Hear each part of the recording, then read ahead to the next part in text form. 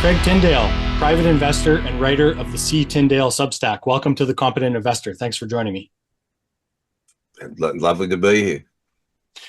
Craig, I shared with you before we started recording today that it was a pleasure to really dig into your writing and to understand the mechanical lenses, as you say, that you try to impose on your, let's say, your thinking or your analysis of the world.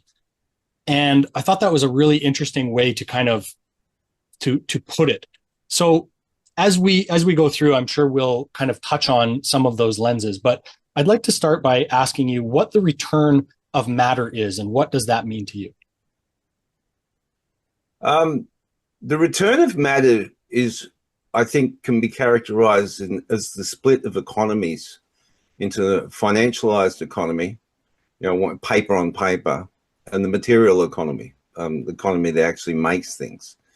And it's the balance between the two. And the return of matter is, I guess, a point in time where we've gone as far as we can in the financialized economy. We've now hollowed it out almost completely, and foreign countries are now making everything for us. And all we're doing is serving cups of coffee to each other, and we've grown the services economy. And we're no longer making things. And, we were told that that was the best idea, that China or India can do all the dirty stuff, and we'll go up the value chain and, learn to code, bro, and all that kind of stuff. We can basically just borrow and consume. And when we borrow and consume, our asset prices go up, our paper on paper economy goes up. And, through design, through the Federal Reserve, they counted on asset inflation, increasing our equity and assets, and thereby we using the household ATM or the asset ATM, we drew down on our paper wealth and consume things. Our house would go from 1 million to 2 million, so $40,000 for the new bathroom borrowed off the bank wouldn't look too bad, versus looking at it at 1 million. And that kind of thing happened right across the economy.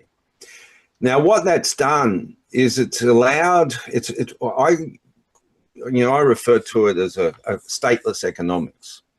And stateless economics means that you're optimizing for price versus any other factor. So you're optimizing to get the lowest cost iPhone, the lowest cost whatever, and that controls consumer inflation. And so if the iPhone only costs you $900 instead of $2,500 that it costs you in the West, that's seen as the most optimal way of doing things.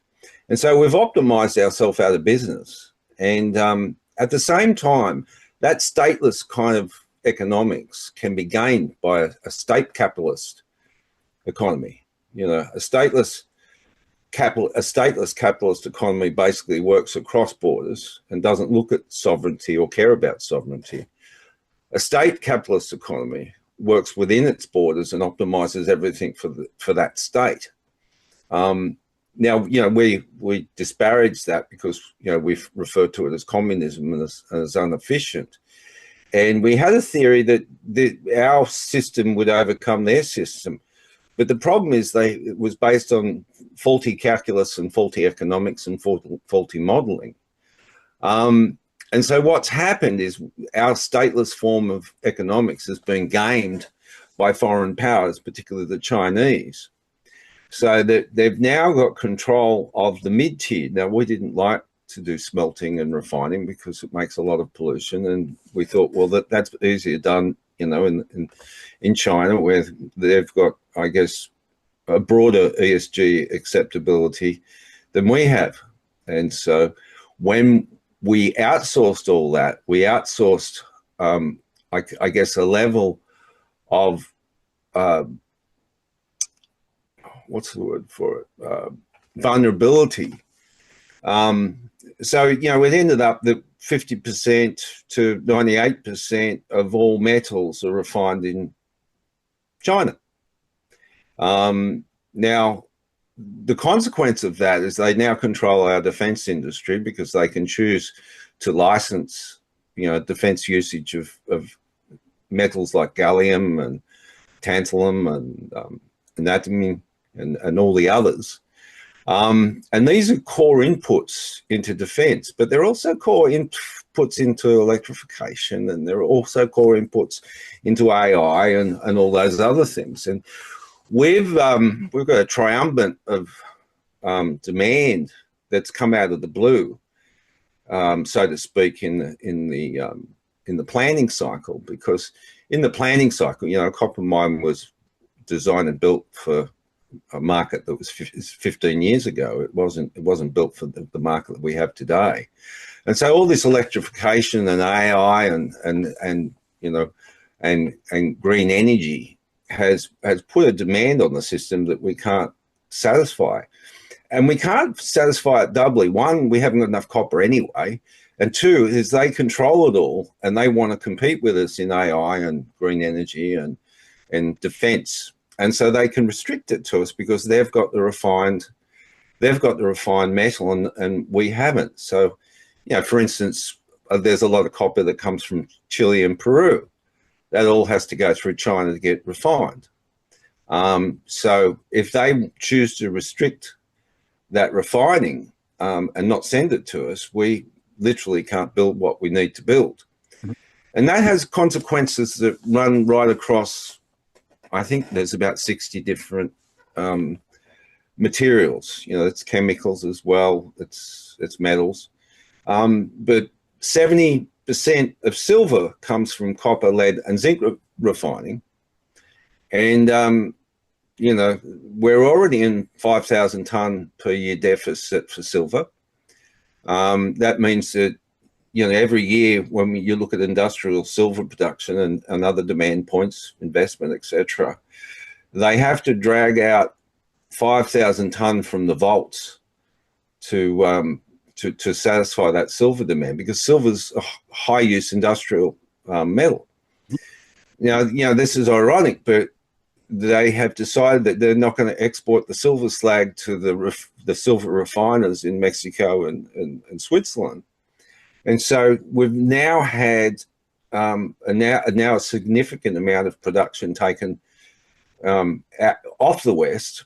And so now, instead of a 5,000 tonne per year deficit, we've got about a 13,000 tonne per year deficit. And it depends how you work it out. It's between 10 and 15,000. And, that has to come out of the vaults and cutlery drawers of the West. And I've heard some theoretical ideas that, there's probably 300,000 tonne in cutlery drawers and china cabinets and all that kind of stuff. But no one knows how to get it out. And I think it's spurious anyway that people think that that's possible. And so we're in a silver deficit. And that's just one example. Tantalum. I think the global production of tantalum is 850 tonne this year. In Rwanda, they make 20% of the world's tantalum. DRC is 51% of the world's tantalum. So we've got 71% of that 850 tonne coming out of two, let's call it, semi-stable countries. Now, NVIDIA and AMD will use roughly 1,000 tonne of tantalum in 2029. So they're going to use the entire this year's production in 2029, and they somehow think they're going to ramp it up to that. Now, if you look at the Rubin chip, the Ultra Rubin, and the NASM chip, I'll never say that right, from NVIDIA, they need these rare earths, gallium, tantalum, there's a number of them, in order to ramp their new designs. Now, I don't know if you've seen the latest Elon Musk interview where he's having a beer with the interviewers. That's how people could recognize it. he puts some beautiful little. They sound like he's saying something small, but it's really interesting. He's saying that he's going to space with AI because he can't get the electricity on Earth. No one actually pinpoints that, but he actually says it. And the reason we can't get the electricity is because we haven't got the copper or the rare earths or the things that to do that. And so what he wants to do is put it in space, probably from a regulatory regime. It stops people bothering him as well. Because he says that the chips are going to start loading up in inventory and people won't have data centers to put them in because they won't have the materials to build them. And that makes for an interesting valuation of NVIDIA or AMD or any of the others. There's a whole bunch of downstream stocks that will find it really interesting if everyone realizes at once that they can't build out their future plans because they can't either get the copper off China or there's not enough copper in the world. Like I characterize it as Gordon Moore from Moore's Law outrunning Albert Einstein. I don't know if I remember, a bit in my high school years where I was leading an 800-meter race at the turn when I was about 15 years old. It was the state competition. It's really important. And even a quarter of the way down the straight, I was leading. And I was leading by about 10 meters, and then everyone came straight past me because I ran a path.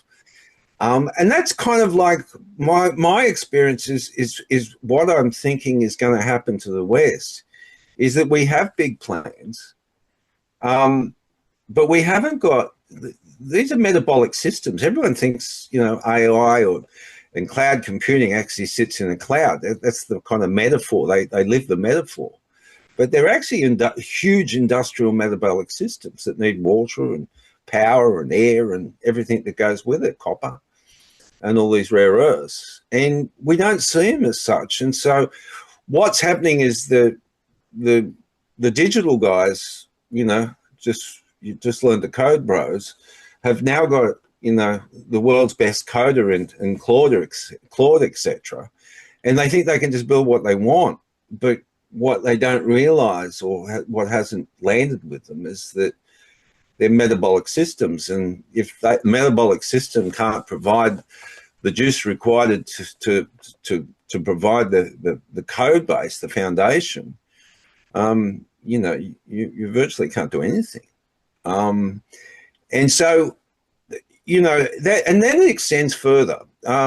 If you look at the mines, for instance, many of the mines, Pilbara Metals, one of the big new lithium mines in Western Australia, I think 80 and 90% of its offtake is contractually committed to Chinese smelters or Chinese lithium refiners. I can go around and list some of the biggest mines have got offtake agreements that are absolutely committed to Chinese refining, and not that we've got alternatives, we just keep closing them down. So what we're doing is allowing our economy to be hollowed out, and we're allowing ourselves to become vulnerable. And those vulnerabilities carry incentives. The vulnerabilities mean that because we have to defend ourselves, and because we haven't got the metals to defend ourselves, a rival then goes, well, okay, well, I've got this window of opportunity where I can exploit this. Will I exploit it, or will I not? And the motivation to exploit it, the incentives to exploit it, become overwhelming, because the other mirror of that is, if we don't exploit it now and the window closes, we might be worse off. So it's very important that we understand that I think a lot of leaders say it, a strong defense allows, it stops the incentives of war. And they do.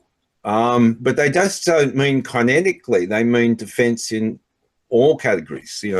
War, there's a book I was talking to you before we started, Unrestricted Warfare. It was written by two Chinese generals. And old generals always fight at last wars. And, we're fighting the wars of, Mission Impossible, where people jump out of planes and do all kinds of things. And that's our conditioning. But the war that's being fought with us is an abstracted 3 or 4D, 4D model, 4D war that includes economics and materials and metals and all those kind of things. Mm-hmm. And so we haven't apprehended that mentally in the West. We're at war already, but because it doesn't present to us as a war that we understand, we're almost like one of those biological concepts that lets the parasite eat us alive before we can fight. We're hypnotized or tranquilized, or I can't think of the word, but it's one of those. We're distracted by our everyday shiny objects rather than and as you say, we're still in this paradigm of fighting the last war, and therefore we're not paying attention to the let's say not hot version of wars past that we would be overtly paying attention to. Yeah, we're just basically carrying on because we've got belief systems that are delusional, as a conceptually delusional and provably delusional. Mm-hmm. In the idea that a stateless economic system that optimizes for price is actually good for our own countries or the West, or, like I was talking to you before we started, I'm doing a paper on India. And South Africa, they're in terrible shape because they've adopted this price efficiency model. And the price efficiency includes almost military things as well. The CEO of McDonnell Douglas, has made a famous quote that he couldn't provide the contractual military equipment to the US government without Chinese supply chains. And any sensible person goes, well, who the hell do you think you were fighting? Where is this enemy? Are the aliens we're just about to learn about, or is it, or is it, it just doesn't make any sense. But he optimized his supply chain to provide shareholder value and get the price down to the lowest, and raise his profit as high as he possibly can. And so he still gets paid $24 million a year to do it. And it's frankly a ludicrous belief system. But if you've got CEOs, because you have to assume he's a talented man to be CEO of McDonnell Douglas and not an idiot. But he doesn't see the irony in these comments. And so he's busy paying $15 billion back to shareholder, to shareholder buybacks to optimize the stock price. And he can't see any better value in investing in military equipment. Meanwhile, we've got Palmer Luckey and all the new tech bros moving over into military equipment. And they're building things at 90% off. So you get this fat tail in economic sense where their ideas have even led them into risk, because they're developing planes that cost billions of dollars and spend half their time on the ground because they're overly complex. And new entrepreneurs are going, well, you don't really need to do that. This is what you do, and it's a tenth the cost. Yeah. And, Or and even so or their even whole less in the case of the drones that we're seeing, right? yeah, and the drones and things like that. But all again, you go back to there's a company that was put together by the Palantir chairman, Epirus. I couldn't think of the name. Epirus have got microwave energy weapons that make drones fall from the sky, right? Mm-hmm. Anything fall from the sky. They basically send a shock of electricity that basically fries the electronics of any new type of weapon. And the chief input into that, I call them gallium guns because they use so much gallium. Now, isn't it ironic that the thing that can create a virtual force field to knock out all the drones the 10,000 drones that might come to you to sink the aircraft carrier, isn't it ironic that we've relied on Chinese supply lines to build these new technologies, and we probably will face a constraint in building them, and that obviously uncovers a common sense vulnerability. Like if we were playing for the gamers in your audience, if we were gaming this, we would be on top of it. We would know straight away. Well, if I do that and I run out of gallium or tantalum or one of the others, I'm not going to be able to defend myself. So, you'd start, doing exactly what they did. And so, it's basic rationality, but something in the human cognition, I think it was probably an evolutionary survival mechanism, is that we group think very easily in order to create, camaraderie and mutual defense. It was probably useful when you didn't want a lot of different ideas when the castle was getting attacked and you wanted to defend it. So you wanted to come together in a group think to defend the castle. And that's probably been an evolutionary selector. And the reality, that evolutionary selector is now one of our weaknesses. And so it becomes, we were talking about a mechanical lens, in the writing. What I do is try and create a mechanical lens so you can see it and anyone else can see what's happening, so it breaks the delusion, it breaks the fever, and wake up, everybody. Craig, as we're talking about any number of the examples that we've touched on here, it reminded me of that essay called I, Pencil by Leonard E. Reed. And I think that would be a great read and, let's say, contemplation piece for many of the people in the West that don't consider supply chains and where these products actually come from, where the real world ability of, computational horsepower, whatever you want to point at to say this is going to solve our next problem, XYZ. That essay points out the complexity of a supply chain and where the raw products from or come from for something as simple as a pencil, right? Yeah, and well, it's exactly the same thing, but since when was that written? Probably, I don't know, 1958. 20 years ago. I had to look it up. Didn't. Yeah.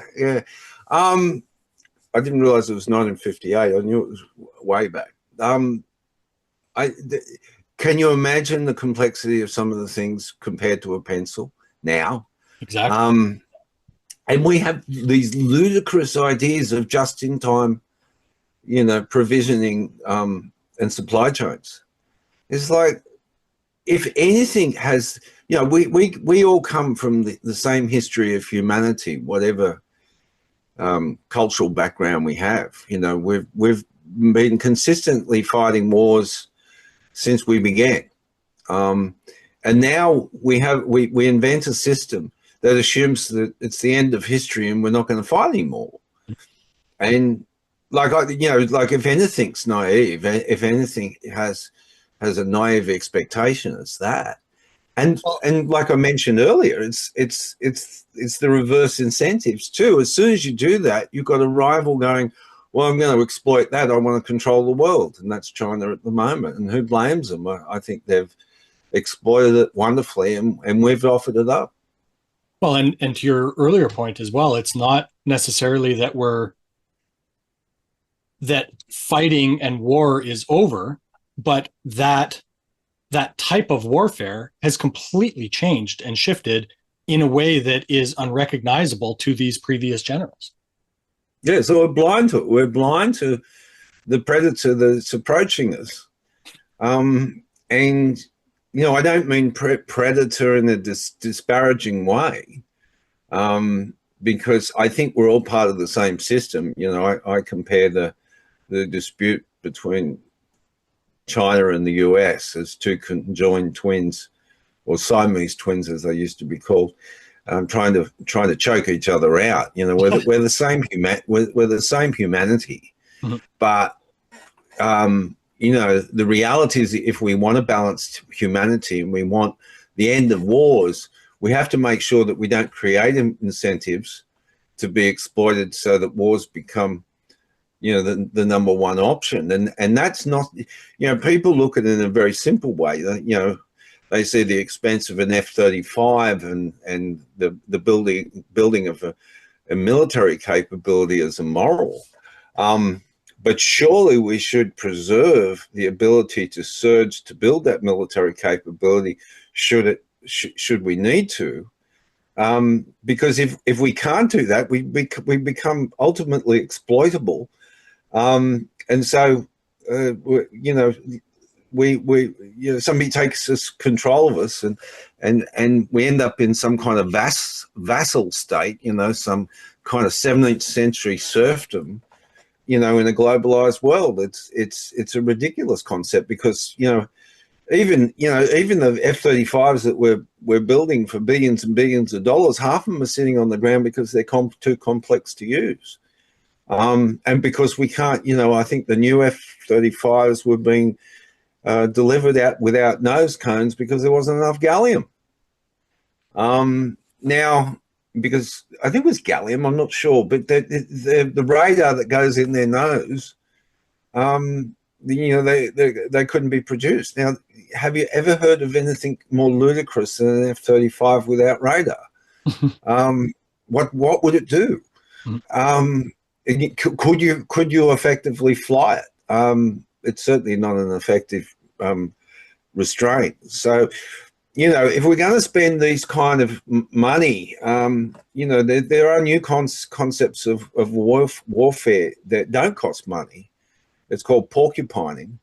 And so you make yourself too hard to invade. So it's an ultimate pacifist point of view that, we're not warlike, but when you try and invade us, you're going to have a hell of a thing. And we can do that with autonomous weapons. Mm-hmm.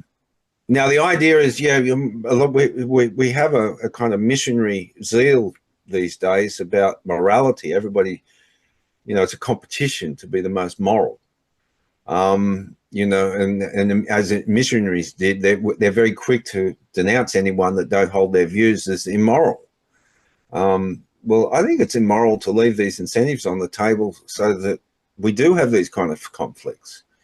And I think that's a level or a lens that thinks a bit deeper than I think our community does at the moment with these competing left and right ideologies. There's ultimately bigger truths out there than our left and right. That's the kind of collectivization of ideology and concepts that cause most of the problems, the righteousness about morality. And so, we should look at the whole system, not just part of the system, to understand the pathway to a moral outcome, rather than, I was going to say, Craig, as you're mentioning morality in that piece, it's hard to, let's say, decide where that or who that morality needs to encompass, right? If you are looking at the morality of protecting your state or your country, versus the trying to optimize for the well-being of humanity as a whole.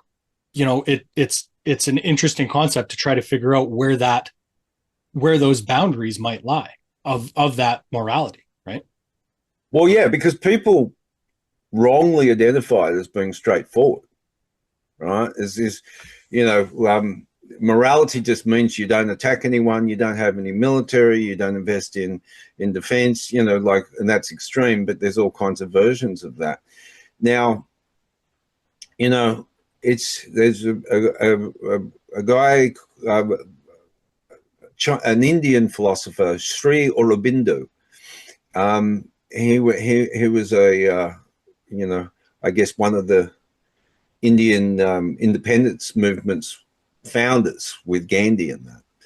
And he points out that righteousness is a conceptual attachment to our own ideas. And so that we might go, okay, this is moral and this is righteous. And then our habit is then to condemn the other because they don't hold those ideas. And that leads to a process of dehumanization. We are moral, we are righteous, our ideas are superior. The other is not moral, and so they're not righteous, and they point to the other side as evil, and so they can be destroyed. That whole process, he points out, is part of the mechanics of war, the mechanics of conflict, the mechanics of violence. These ideas that we attach ourselves to, which, and then we collectively ascribe to, are part of the problem. And so morality is harder to find than just being righteous and aligned with a particular collective.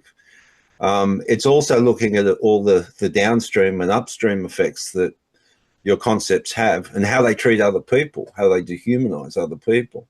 And so, retaining your ability to defend yourself, I think, is a prerequisite. It's kind of, we've got to the point where it's become insane that we think it's moral to be subjugated to another party, because then we haven't got control of anything. We can't be moral then if we fall into vassalage. And so that, we have to look at the whole mechanics, the whole life cycle of our belief systems, not just the bits that we want to look at and the bits that we collectivize around. We need to understand the outcomes that we cause. This whole Ricky Gervais, when he was introducing I think it was the Oscars or something like that. Mm-hmm. He made fun of Tim Cook and the iPhone factories where they put nets round. Yep. And people Foxconn would throw themselves out the windows, the Foxconn. And, it's an interesting concept, isn't it? That everyone sits on their iPhone, and we don't see that type of 24/7 work as slavery, because it hasn't got boats or whips, but it's got nets, and so that's just a kind of snapshot of this kind of fundamentally flawed narrative morality or moral narrative that we have, where as long as it's over there, and it goes back to all those concepts I was talking about, copper refining and all that, we didn't want the pollution. Mm-hmm. They didn't have nets, they had big sludge ponds and sulfur releases and arsenic releases and all those kind of things that you get out of a copper refiner. But as long as it's over there, we don't mind. We'll get on our iPhones. I bet if you collected the most strident criticizers of the Western system, they've probably got an iPhone in their pocket. Well, and it's interesting as you're kind of walking us through this. I'm thinking as well, once you become so subservient and so at the behest of another country, or in this case, let's say China supplying all these things, you end up becoming or being in a state where you don't have the luxury to consider morality because it's just like let's say the employee at Foxconn, it's survival at that point rather than having the luxury to be considering what should be moral or what isn't. That's right. You start the cycle again. You become enslaved. You become angry with the enslaver, which you allowed, and so you then fight the enslaver, who you then I guess conceptualize as the devil or whatever concept that your negative concept that you want to concept. You dehumanize them, and then you try and overthrow that state for personal liberty and freedom. And I'd encourage everyone to read Alexander Hamilton. I feel very close to him, to be honest. My father gave me some of Hamilton's work when I was, I think, 11 or something like that. So I kind of read it to impress my father. And I didn't really understand it. I had to read it over and over and over before I read it. But, he basically pointed out the obvious. He sat next to Washington at Valley Forge. He was the logistics general of Washington. And he pointed out that you can't have liberty and freedom unless you've got this level of independence, unless you can manufacture, unless you can provide your own food, your own resources. You're at the behest of a foreign state. And as soon as that happens, the foreign state has incentives to behave badly, to enslave you. And so you end up, triggering the cycle again. And these, we can go back into Indian philosophy, we can go back into Greek philosophy. There is a lineage that runs through humanity, because we've learnt this lesson so many times that wise people have sat down and actually written it out. And, it's not as if we weren't told. Even our own Prime Minister in Australia, Robert Menzies, who was our wartime Prime Minister, points it out as well. And he wasn't being philosophical. He just had to run a war. He had to keep supply chains open. So he realized it had to be a balance between consumption and production. And centralized planning for consumption is no different than communist centralized planning for production. It's just the other end, and you get the same outcomes. You get this financial instability, and eventually, and it extends further than those, all the different economic systems that people ascribe to. Whether gold is money and Austrian economics and all that kind of stuff. You can have as much gold as you want. I can point to 16th century Spain, and you can be fiscally responsible, but you can still lose your state if you price optimize towards a foreign power. If you don't maintain your manufacturing and you simply fiscally manage responsibly and you have sound money, you still end up as in vassalage. And so it's an over-encompassing, like neoclassical economics, Keynesian, all this kind of stuff. They were all designed by dominant people sitting in, even Marx was designed by the dominant powers. They were all designed from within dominant states, so they didn't really understand what was happening outside that dominant state. And so they optimized within that dominant state, not considering the long-term effects. And that's something that people miss. People go, we just have to adopt gold and silver, which, I think that's part of it. But there's a lot more to it as well. You've got to have a grounded system, like Hamilton said, in maintaining the ability to manufacture. He's got a 1791 paper called the Report on Manufacturers, which I'd encourage everyone to read. It's surprisingly easy to read. And he just points out the obvious. If you can't maintain your manufacturing, you're screwed. You're not going to have freedom and liberty. It's just going to disappear. They're the conditions precedent. They're the foundation conditions to having a moral and just and free society. And so, you know, as much as we hate, you know, I think what's happening in Canada a couple of weeks ago, Glencore cancelled their proposed copper smelter. Yep. Because they failed their sulfur control. They wanted 99% of sulfur taken out of the copper smelter capacity, and they wanted 100% of the arsenic taken out and reduce and transformed to solids. You know, that basically means that a rough idea of that process is in the arsenic exhaust, you have to blow water across it in a very fine mist, and it basically grabs the arsenic and goes into a holding tank, and then you solidify it by adding other additives, and then you basically cube it up and bury it or whatever so it won't leak. It's got that solid, you know, can't leak. And, yeah, that's a great idea. No one wants arsenic leaking into the atmosphere, but if as a state you want that, you can't expect an ROI to pay for that. As a state, if that's important to the state's got to pay for it.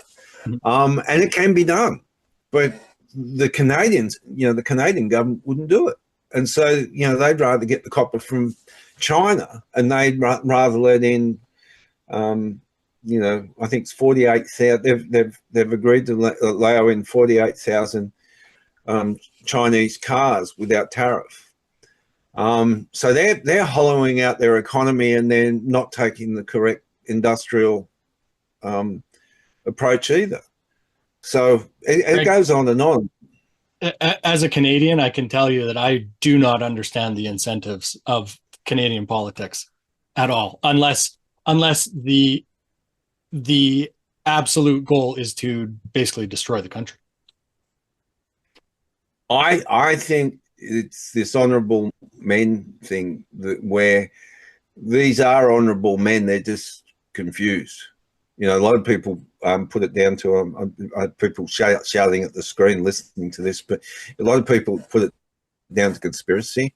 You know, I've spent a lot of my life traveling around the world talking to leaders, and, you know, talking to young people who turned into country leaders and things like that. I don't think it's conspiracy. I think they're just idiots. And the, you know, it's that Murphy's Law thing, is that we get this kind of Dunning-Kruger idea of overconfidence, you know, that we command understanding of more things than we think we do. And so we make really bad decisions based on flawed ideas, and we're not becoming we're not really in touch with the limits of our intellect. Craig, you mentioned how the Federal Reserve is responsible for some of the hollowing out of this industrial base in the West.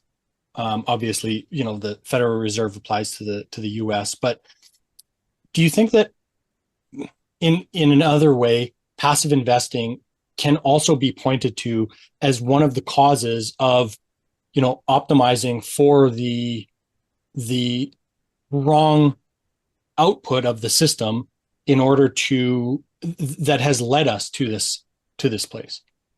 So passive investing is a classic, right? This idea that we can route our investments without really seeing it, you know, according to the flows that have already gone before. You know, money follows money follows money follows money. And that's resulted in the Mag 7 being, I think, 40% of the S&P. Now, you know, one of the things I pointed out before, you know, NVIDIA is a big chunk of that. So is Microsoft, etc. Now, if they can't build for whatever reason, whether it's Chinese supply chains or whether there's just a net deficit in the supply versus the demand, you know, that money is flowing into a dam that's just about to break. And everything goes in cycles. all that money flowing into those stocks assumes that those stocks are going to perfectly optimize for the futures that they articulate in their forward-looking filings.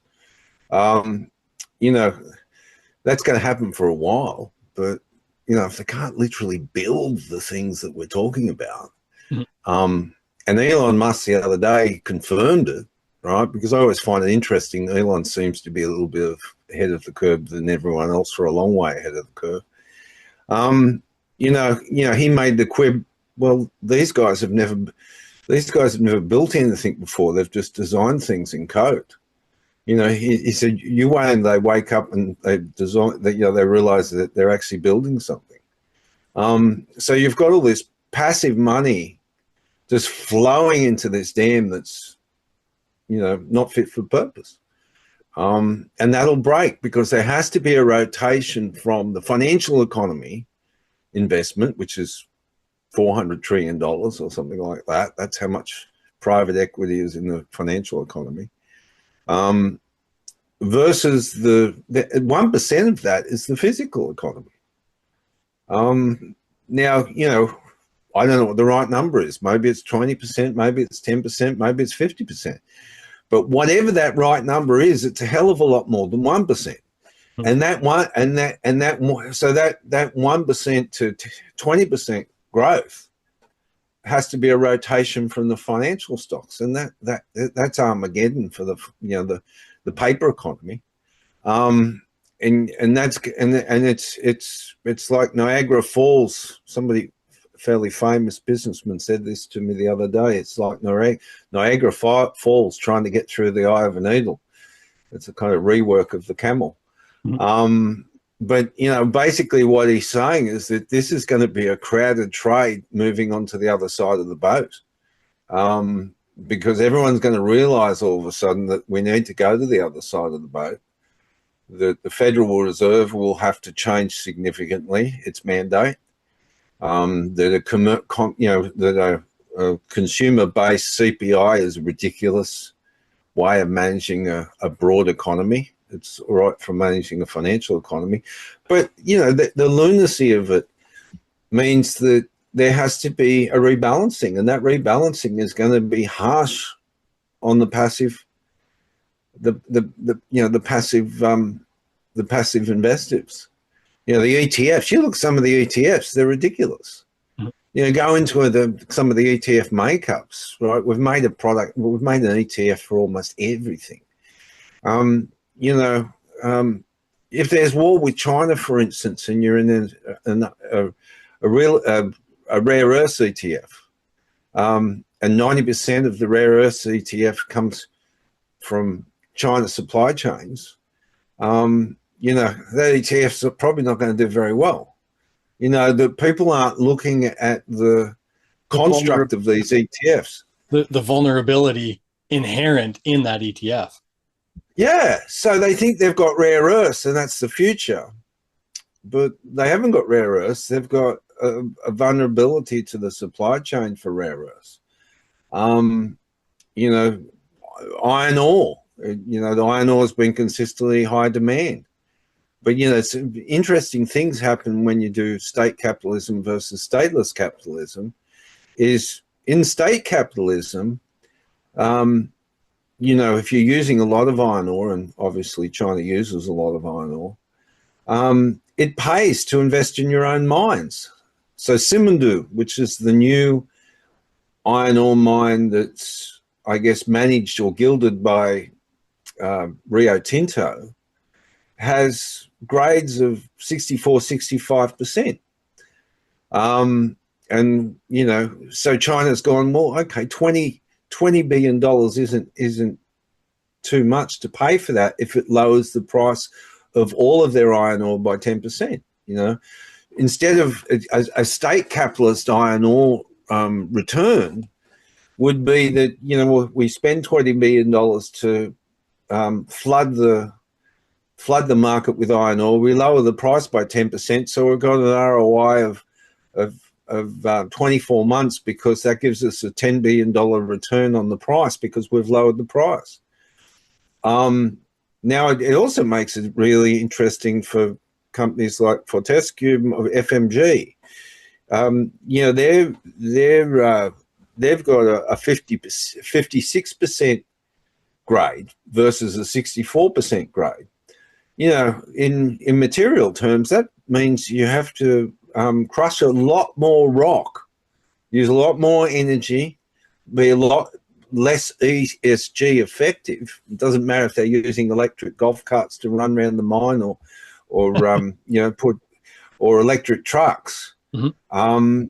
If you have to crush 30% more rock to get the iron ore, you've just wiped out your ESG benefit of your electric trucks. Mm-hmm. And you've made it more, their OPEX is obviously higher because they've got to crush a lot more rocks and process a lot more material to achieve the same result. And so state capitalism in that lens is, okay, let's flood the market and build as much as we can because we want to lower our overall cost of input, because they are seeing these inputs just like we see electricity. They're a given. They have to exist. Copper, the Chinese have got, I think, using three times as much power as the Americans, and we still measure an economy by GDP. Like, what a ridiculous idea. Like, shouldn't we measure an economy by the amount of electricity it uses? Because that captures the material economy as well, not just the financial economy. So, Craig, does all of this mean to say that state capitalism is the solution?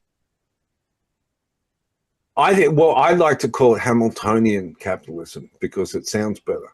Okay. Because we've got some conceptual frameworks that, as soon as we say state capitalism, we think they're communists, right? Mm-hmm. And what I suggest is, yes, we need to go back to a state capitalism that puts the sovereign first, because that's our duty, whatever country we come from, and creates that foundation that we can preserve our freedom and independence.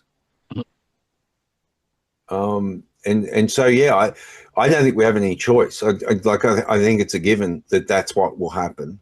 I think some countries like Canada probably won't do that because they're, I guess, conceptually deluded. I apologise to all Canadians for saying that, because I think the Australians are in the same position. So I count my country in the same kind of light, that if we continue to hollow out our states, we'll end up in vassalage, and we'll end up with less options. The US seems to be making some moves to overturn that, and all power to them. I think whatever you think of Trump, as a man, he sees almost intuitively the problem in that context, and that we need to start, because people like Carney, etc., don't. They've been part of the problem. They're the ones that created the neoliberal framework that caused this.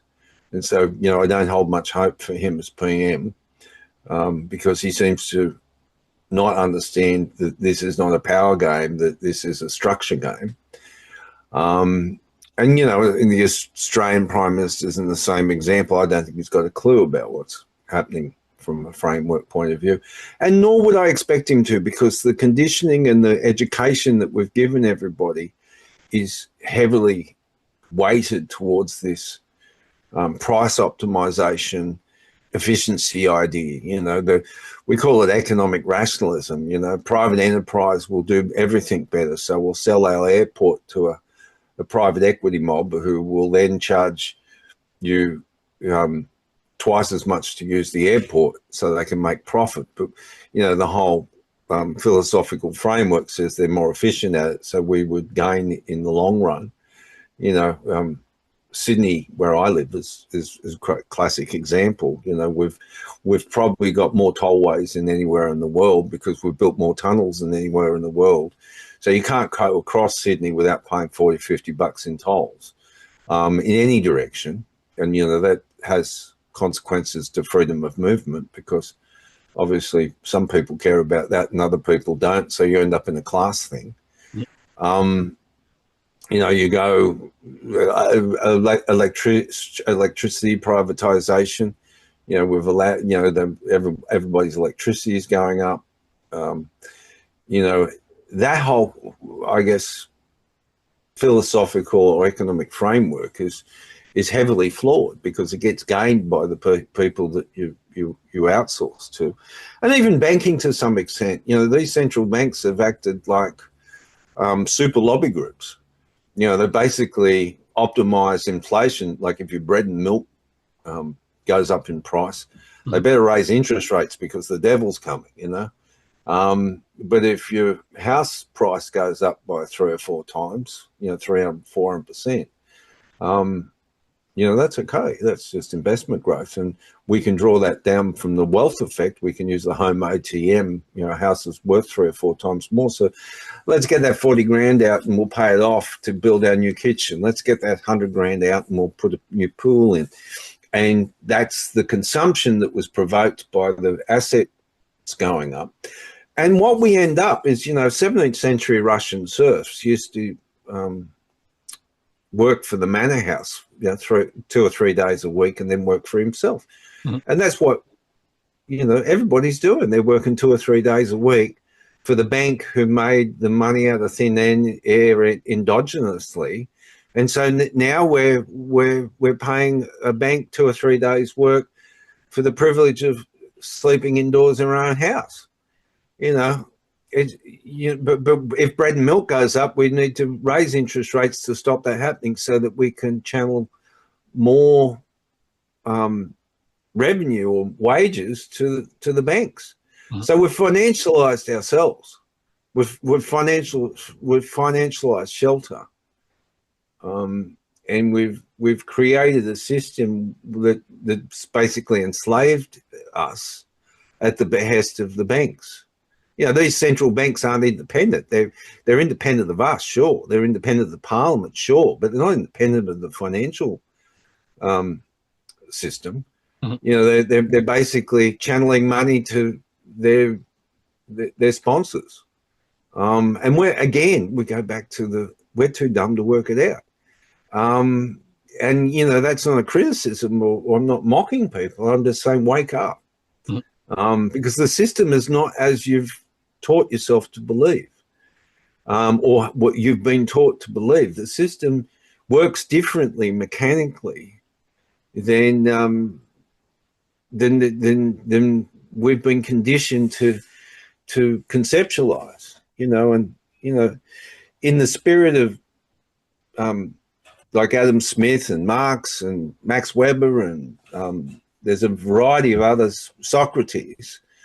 What I do is provide a mechanical lens so that everyone can see that damn thing, and start looking at things rationally so that hopefully we can form a vanguard of like-minded individuals that enable change.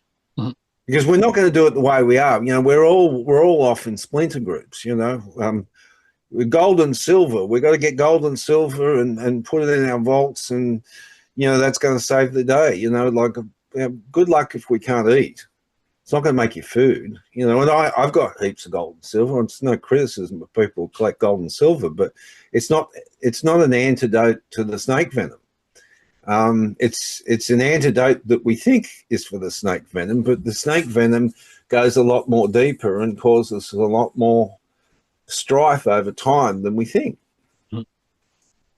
Yeah, it's a solution for problems at different levels, and you need to understand the problems at those different levels in order to come up with the proper solution for those particular problems. But Craig, as we're trying to conceptualize this as investors, let's say, should we be looking for companies that are trying to build refineries, smelters, the infrastructure to bring much of this ability to bring these metals back in-house in a way in the West.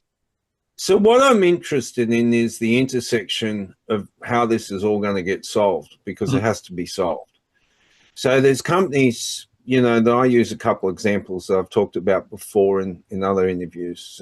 Hyperion X, and they've grabbed some intellectual property out of the University of Utah, and they've reframed the way that you produce titanium, to be more efficient, to be more ESG, but also, we're in the world of powdered titanium now, where we're building using 3D builders to build things out of the powdered titanium. And so, there's, we've lauded the great innovators of the 20th century and the early 21st century as people like Zuckerberg, who have really, their only innovation is to farm our attention, right, and to condition us. And the great innovators like Zach Feng out of University of Utah, or James Tour out of the Rice University, they've got real inventions, that allow you to take scrap titanium and turn it into powdered titanium, which then uses 3D builders to make parts. Because, when you make a titanium part and you mill it, you lose about 75% of the titanium. If you make it out of powdered titanium and use from a 3D approach, you can build the thing with a lot more efficiency, and that goes, significantly lowers the cost. There's billions and billions and billions of tons of coal ash, right? There was a tender put out the other day for $355 million by the US Department of Energy, and they want to get coal ash. Every ton of coal ash has it's almost 20% copper, right? There's 7 kilos of titanium in the coal ash. So all these coal-fired power stations have all this sooty ash next to them or nearby them. A coal-fired power plant produces 400,000 tons a year. That is just sitting around in piles that we can create a circular economy and reclaim that stuff, and at a cost of zero as far as the ore input, right? That's the company that does that is Metallium. MTM and Hyperion X is IPX. There's UCU. They've got these new and IXR that have got these new ways of doing closed loop refining of lithium and rare earths. There's a whole class of innovators.